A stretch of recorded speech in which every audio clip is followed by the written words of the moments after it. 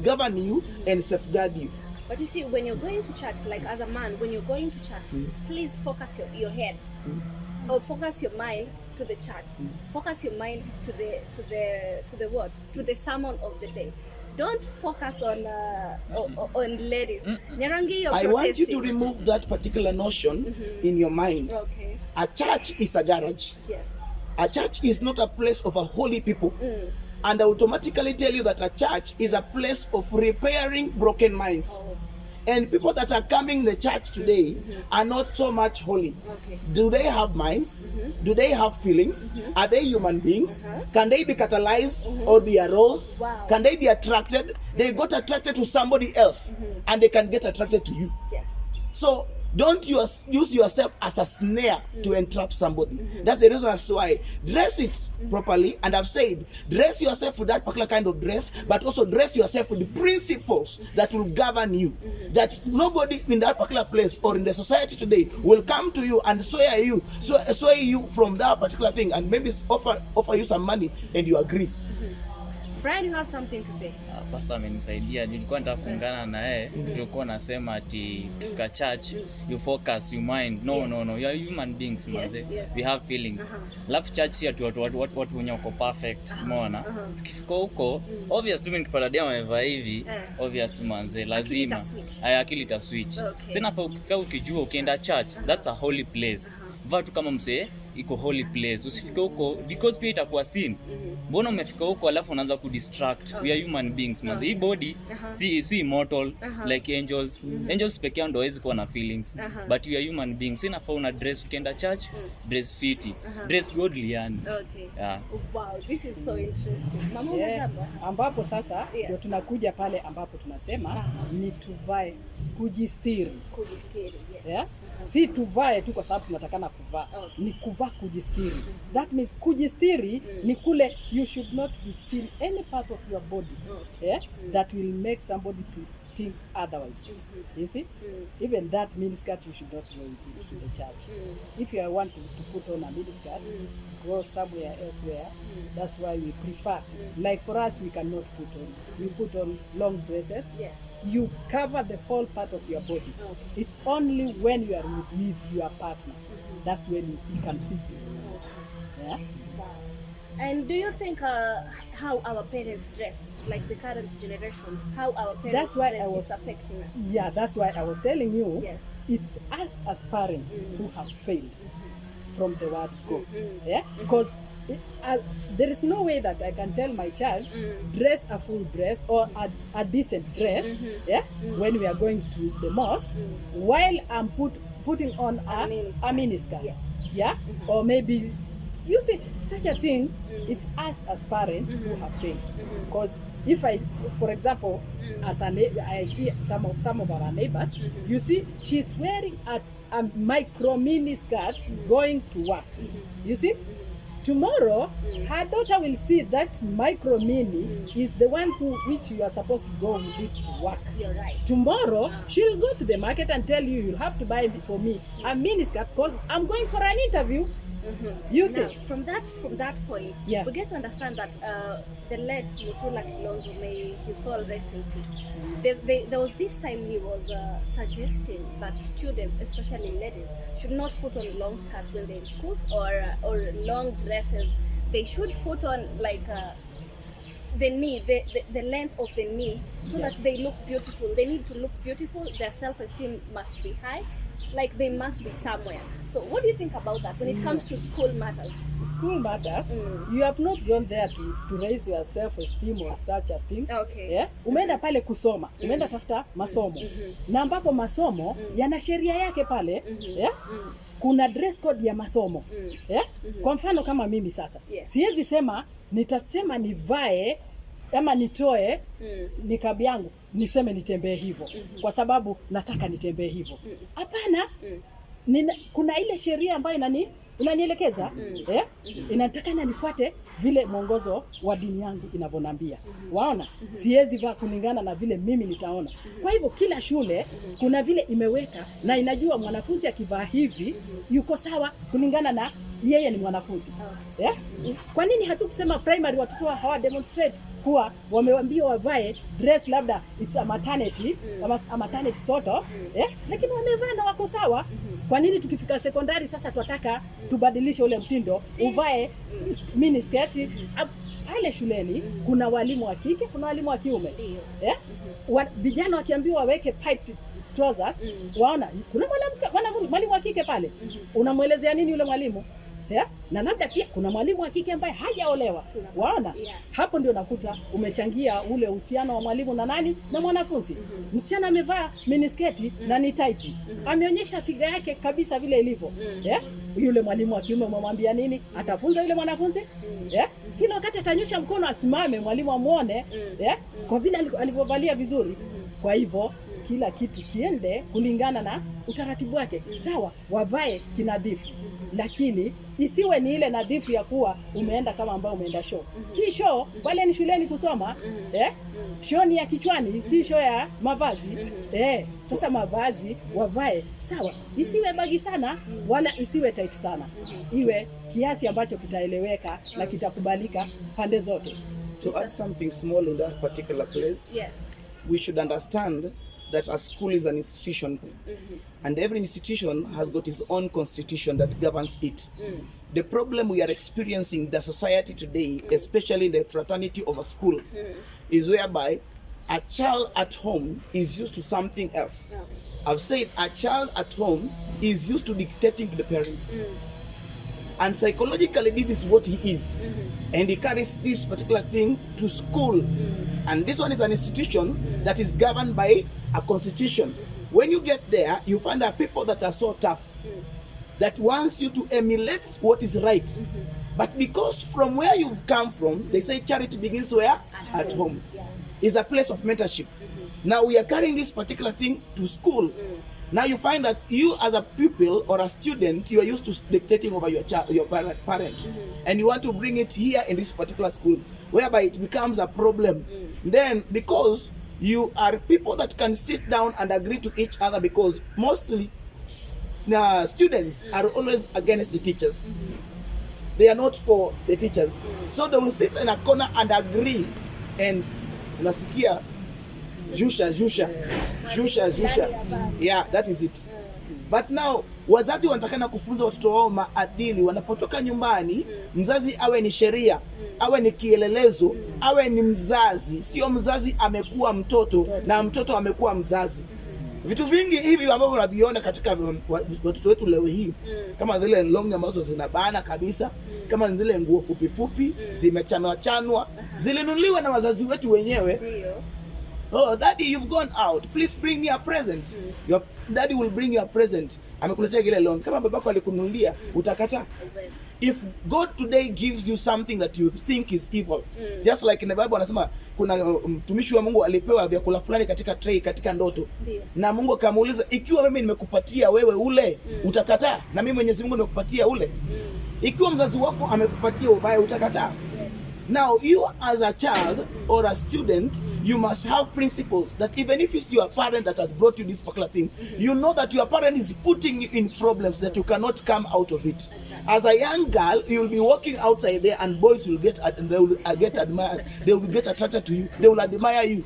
You will like push off this one, but when they come at 10 and one is more handsome, you get in the trap. True or false? This is getting interesting. Rosie, what do you have to say about this? Any one of us with something to say on that?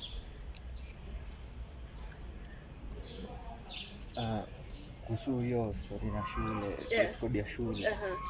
Unajua watu wanasemanga ati fanya kitu yenye inafurahisha moyo. Sio hivyo, inafaa unafanya kitu yenye inastahili. Yaani kuvaa venye shule ina demand is the right thing to do. So ukivaa venye shule inastahili, kwani utagenya, ukawezi kufaa shule. Na unajua si hiyo ni dress code tu ya shule, unavaa tu. Taka ni kolombo tu, unavaa tu ni kolombo, lakini si ni kitu 4 years utarudi home kama dai kuvaa zingine unavaa. But sometimes you get to this school, you're given a very big skirt, you're given a very big blouse. Now I insist usikate, usifinye, you have to dress up like that. Sasa hapo hivyo, how do you react on that? hautachukua hapo hivyo obvious utataka kusikia. Rosie, acha tueleze. Unajua hapo hivyo, that's why walisema jamaa wasichana wavae hiyo yani nguo yenye iko juu ya magoti. Yes. Na support hiyo ni kwa sababu walisema hivyo ili yani tusikate sana, yani isipush mtu we cut off, unaona, asipunguze sana. That's why ikiwa hapo hivyo wewe ukikata uko shule, ukikata uongeze, utakuwa unaenda wapi? There is nowhere.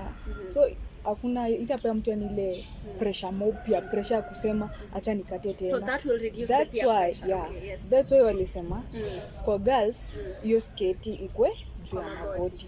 Juu kama iko juu ya magoti majority hakuna mwenye hakuna mwenye atasema kianda kuongeza. Lakini tena tukikuja tena kwa hiyo anza hapo mimi na support tu. Unaona? Lakini tukikuja kwa mambo na education, mambo na shule, ulienda shule kusoma au kwenda kushow off yani ati uko aje ama uko aje sijui na deserve kuvaa hivi ama hivi. Wewe kama kule nyumbani umezoea kuvaa mskiti ama umezoea kuvaa niko pipe chini, haimaanishi shule umeenda kuonyesha fashion. Kwa sababu with us youth majority of us tunaenda na fashion, lakini ikifika upande wa shule fashion. But let me challenge you. When you're going to school and you're not dressed in a comfortable clothes, you know, when you're at home, you dress in this manner and you feel very comfortable in how you've dressed.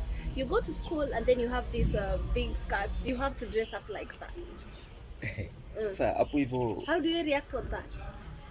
Hautachukua hapo hivyo obvious utataka kusikia. Rosie, acha tueleze. Unajua hapo hivyo, that's why walisema jamaa wasichana wavae hiyo yani nguo yenye iko juu ya magoti. Yes. Na support hiyo ni kwa sababu walisema hivyo ili yani tusikate sana, yani isipush mtu we cut off, unaona, asipunguze sana. That's why ikiwa hapo hivyo wewe ukikata uko shule, ukikata uongeze, utakuwa unaenda wapi? There is nowhere.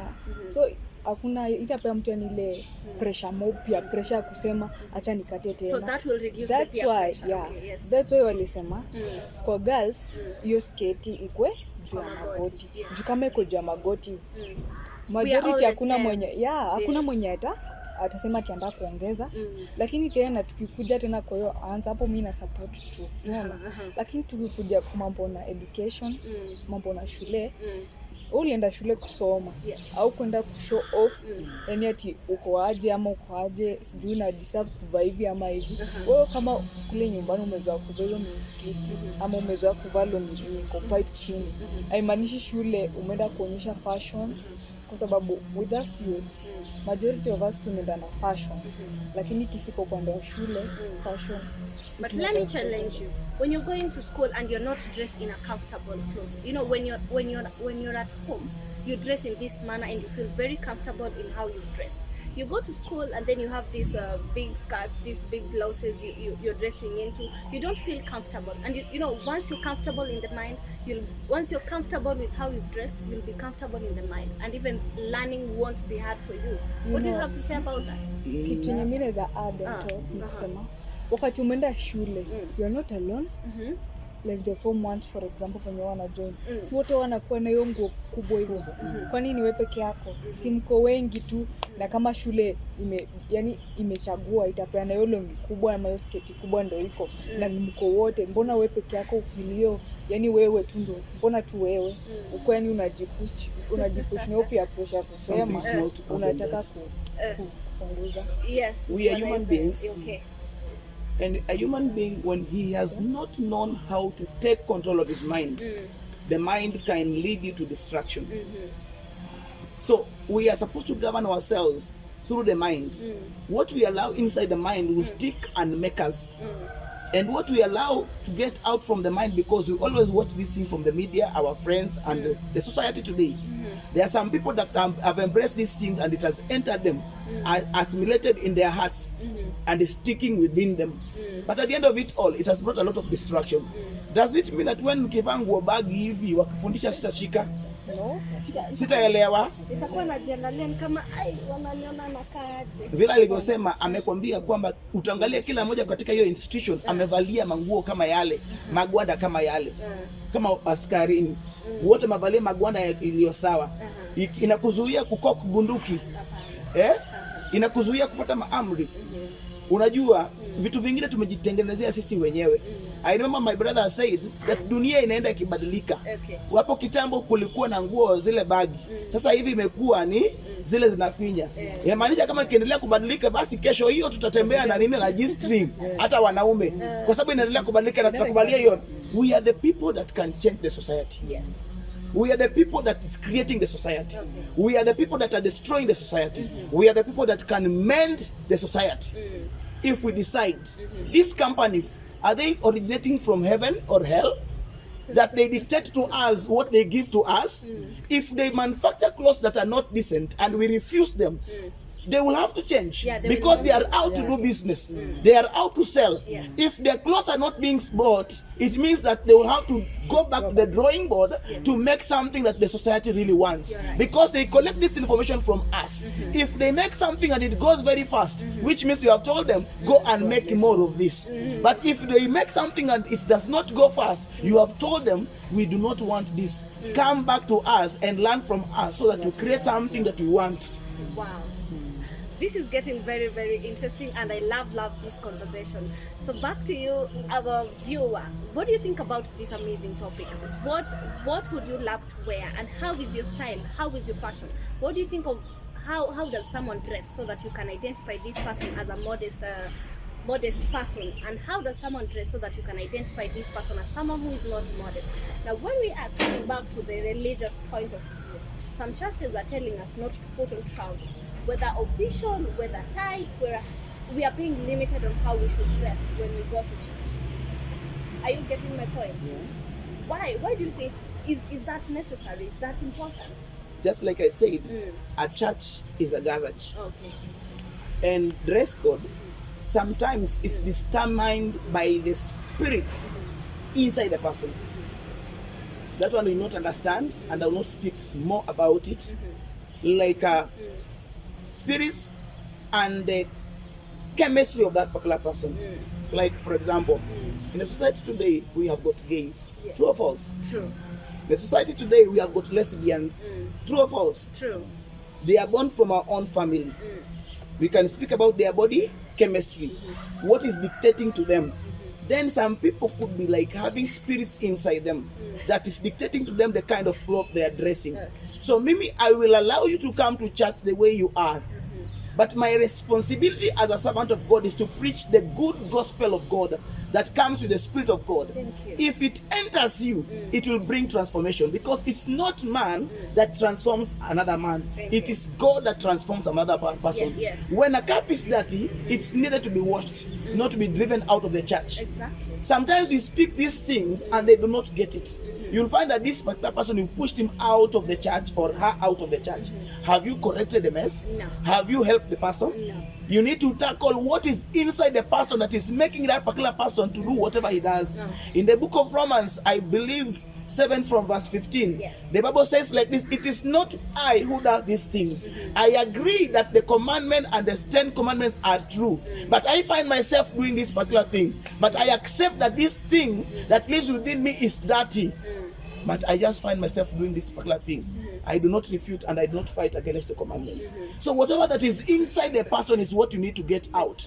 Allow the person to come to church. If he comes in the wrong way, within a short period of time, via the Spirit of the Lord, the Spirit of the Lord will wash that particular chaff from that particular person, or you conduct deliverance. And you find that this particular person will be sober again, because the Spirit always takes control of the mind, and that is it. And then there's this one thing about our society. The society has focused so much on women's dressing style, on the ladies' side so much. Of course, there's a problem when it comes to how men are dressing right now. But they are putting their focus so much on how women dress up. Why is that? Why are you being so biased? Why do you want us not to dress the way we want? We are not so much biased upon women. And like today, like if a girl dresses in a short miniskirt or a fitting dress that is maybe making sure that her body posture is seen outside, and she will attract male partners, you understand? And maybe she will agree. And then after, this particular young man or this particular old man is not interested in marrying you. Is interested in using you. That body. You understand? After using you, maybe he pregnates you. You leave you the child. You will have destroyed your destiny, because a man does not get pregnant. A man does not get old. But a lady sheds off very fast. Immediately the lady has gotten her first pregnancy, or maybe she got the pregnancy and she did abort it. It will still reflect on her, and she will wear and tear very fast. Men do not wear, men do not tear. That's the reason as to why we are putting pressure on our young ladies and ladies to know how to keep their bodies. Number 2, mixing of semen from different men also affects you as a woman, because this dress code will always attract men, and they will be able to be pushed towards you, and whatever you will get from them, you will get an exchange of this particular thing. It also work on yourself. Also, you also attract some other spirits from different men. That's the reason why you find that you are not even comfortable to get married, because you are not used to one man. Different spirits from different men have entered you. They are in control of you. You are a captive, and you do not understand. These are spiritual matters that maybe the society don't understand. Wow. You only need a spiritual person to maybe educate you and tell you.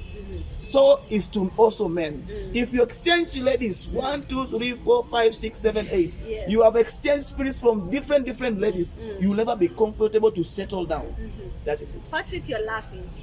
That means you have something to tell us. Tell us something about that. Okay.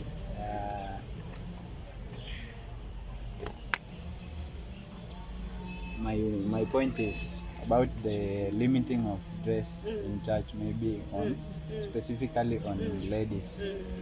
We've seen in most cases, ama ukienda church mostly utapata wanaume venye wamedress, as in unaweza compare wako on a almost same level, but ladies utapata fashions ni tofauti sana, unaona. Sasa hapo hivyo mimi naona ndio maana wanasisitiza kwa kanisa sana on ladies. So your attention mostly iko kwa madem. Mama Neema, what do you have to say about that? Sasa kwa jambo kama hilo, kwetu kama dini hatuna hilo tatizo, kwa sababu dini yetu inakustiri, inakufunza jinsi ya kujistiri, ambapo tunajistiri kulingana na vile tunahitajika kujistiri. Kwa hivyo dini yenu nini hamna shida yoyote? Japo kuwa ndio utakuta kuna wale wakorofi, kuna wale wakorofi na ambapo hatuwezi kata, ambapo anajua vizuri natakana nikivaa buibui langu nisiwe mwili wangu unaonekana, uwe umejificha kabisa. Lakini kuna yule atachukua hata hilo buibui pia alibane, iwe tube na ni buibui, ambapo buibui haitakani uonekane chochote mwilini mwako. Sasa hakuna vile utaambia mtu, ni kama tu vile unapeleka ng'ombe mtoni. Huwezi lazimisha wote wanywe maji. Kuna wale watakunywa, kuna wale hawatakunywa. Asipokunywa achana naye, kuna pale ambapo atakuja jibu kwa nini hakufuata vile inavyotakana na kwa nini amefanya hilo kosa, ambapo wajua lakini unafanya lile kosa. Sasa ndio hivyo. Sasa pale hatuwezi sema ni lazima ama si lazima, kwa sababu kila mtu anajua sheria vile inavyotakana kufuatwa. Asante sana kwa hilo. Maybe kama kuna mtu mwingine anataka kuongezea, tumalizie. Ikikuja kwa matana church, hatuendi church ku show off fashion. Tunaenda hapo, the reason behind sisi tunaenda church ni kwenda kuabudu Mungu, kwenda yani kuongea na Mungu. Unaona, mbona ukienda church tu yani uvepe hiyo kitu yenye kufupi ama maji. Church, ukikuja kwa church tunaenda kuabudu, hatuendi ku show off fashions, ati ama yani ku expose our shapes. Tunaenda church kwa sababu ya God. Okay. Mimi nitaongezea tu kwa ile point ya kwa nini wanawake ndio wanakuwa wanaambiwa sana dress code yao si mzuri. Me according to naweza sema wasichana yani kwa wavulana si nasema tu hivyo ndio according to my thinking na venye nimesikia. Men they are yani wanakuanga sexually aroused rahisi kuliko wanawake. Sasa unajua ile yenye msichana wao umevaa hivi, hata mvulana hakukuwa na intention ya ku approach, lakini tu juu umevaa hivyo akaona huyu ako tu hivyo. Sasa unajua ile yenye mwenyewe msichana mwenyewe anajiuza hivyo, sasa anajaribia. Sasa unajua msichana si rahisi. Msichana anaweza ona mvulana lakini anaweza assume hivyo. Acha Brian atuambie kitu. Tunaweza ongezea. Inafaa ujue the reason why Mungu aliumba mwanamke. Yes. The reason number 1, Mungu aliumba mwanamke ku attract, umeona? Unaona, ku attract. Sasa mwanamke ameumbwa ku attract. So lazima ujue jinsi ya kuvaa ili pia usi attract wanaume, umeona? Sisi wanaume si bedhe si huwa tu attract by the way. Ni nyinyi ladies. It's very rare. Yeah, ni rare sana. Yeah. Sasa inafaa tu mwanamke address tu vizuri. Brenda? Okay, as for me, naona ladies, tunaelewa men are not that attractive. But as a lady, okay, kuna ile ku show off, dress attractively such that man akuje confront someone. So I don't think ladies should be judged according to their dressing code. Ni ile tu, they want to look attractive and wanataka kwa okay, kuna ile uniqueness. Yes. Sema tu vile tumekaa hivi, okay, Brian ona huyu ako attractive than the other one. So kuna ule msantaka tu kwa unique. Wow, that is interesting. Ukiwa unatafuta hiyo uniqueness, you should be unique in a way that you are decent. In a modest way. Yeah. Yes. Not that unique because you are putting on a skin tight where you are not supposed to be putting it on. Yeah. Sasa ile tujifunze pia na maadili kuwa yani kuna kila kitu cha wakati wake. Kwa sababu ikiwa unataka uattract mtu, nenda kuna wakati utataka uwe attracted to somebody. That's when you are of age. Utataka mtu ajue wewe. Lakini kuna vile hata nikivaa hivi, nitembee kwa street, bado kuna vile labda atakuwa na attract mtu, but si ati nivae mimi ndio nitakuwa attractive. Hapana, ama nivae tight ndio niwe attract. Hapana. Mungu ametuumba tukiwa wote tuko wazuri. Na ule uzuri upo na utahitajika wakati wake. And that's why unapata kila mtu atapata bwana. Unaona? Kwa sababu kuna kile mwanaume anatafuta kwa mwanamke ambapo akimuona tu. Wewe ukimuona utasema mbona alipata bibi mbaya, ama mbona ampata mwanamke ana shape mbaya. Aliona kitu kizuri kutoka kwake. Na labda alikuwa mvalia tu kinadhifu. Lakini wewe umevalia ile umemuonyesha kila kitu, lakini bado havutii na wewe. Kwa nini? Sababu kuna kile anachotaka kutoka kwa mtu. Kwa hivyo si lazima tujiexpose ndio tuwe unique. Kuna hiyo uniqueness yenye Mungu mwenyewe ametuwekea. Unaona? As women. Na ndio hiyo tuache Mungu mwenyewe. Mimi naongezea, naona sasa tuna kazi ya madem kufanya hizi stuff. Kuja huku nje vaa vizuri yenye ita attract other men, but when kama uko kwa marriage, ukiko kwa bedroom, vaa tu vile unajisikia, but attract you're only mtu mmoja, hiyo itakuwa godly. Lakini